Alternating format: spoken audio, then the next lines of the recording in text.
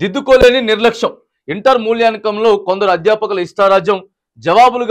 జవాబులు సవ్యంగా రాసిన మార్కులు రాక విద్యార్థుల ఆవేదన. పునఃపరిశీలనకు 48,000 మంది దరఖాస్తు.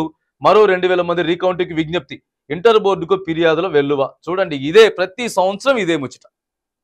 ఇంటర్మీడియట్ మూల్యాంకనం, ఇంటర్మీడియట్ పేపర్లు దిద్దేటప్పుడు ప్రతిసారి ఇదే లొల్లి, ఇదే ముచ్చట. మరి ఏడ మైండ్ పెట్టుకొని వాటిని సరిదిద్దుతారో అర్థమైతే లేదు. బాడీ ప్రజెంట్ ఉంటుంది, మైండ్ ఆబ్సెంట్ ఉంటుంది. విద్యార్థులు ఆత్మహత్యలు చేసుకునేటటువంటిది, వాళ్ళ మనోభావాలు దెబ్బతీసి తల్లిదండ్రుల పరువు పోయేటట్టు ఇవే ఉంటాయి. మరి ఇంకేముంటాయి? ఇగో సంహితకు చెందిన ఓఎంఆర్ షీట్లో వేసిన మార్కులు అనేక చోట్ల దిద్దుబాటు. మొత్తం మార్కుల వద్ద 97 వేసి 77గా మార్చినటువంటి వైనం. చూడండి ఒకసారిగా 97 వేసిర్రు. ఫస్ట్ ఎన్ని దిద్దిర్రో చూడండి. ఇగో 1ని 2 చేసిర్రు, 2 3 చేసిర్రు, ఇష్టానుసారంగా దిద్దు పడేసి ఫస్ట్ 97 వేసిండ్రు. 97 వేసిన తర్వాత 9ని కొట్టేసిన తర్వాత 77 చేసిర్రు. మళ్ళీ ఫైనల్గా దాన్ని రౌండ్ చేసిర్రు, 77 వేసిర్రు దాన్ని.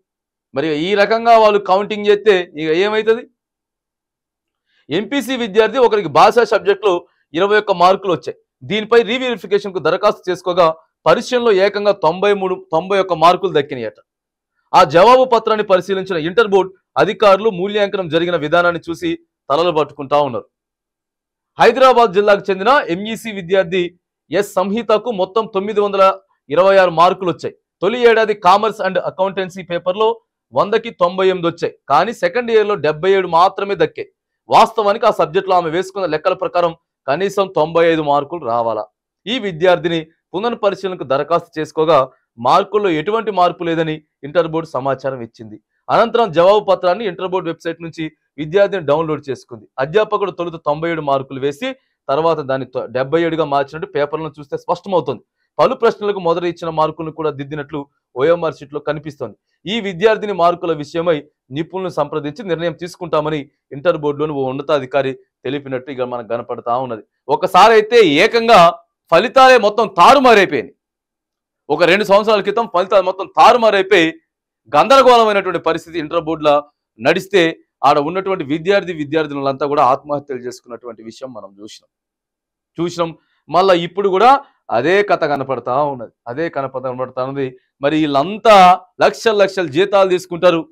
లక్షల జీతాలు తీసుకొని పిల్లల భవిష్యత్తుని వాళ్ళకి మళ్ళీ లిమిట్ పరంగా ఉంటుంది. వాళ్ళ మైండ్కి పెద్ద ప్రెజరే ఉండదు.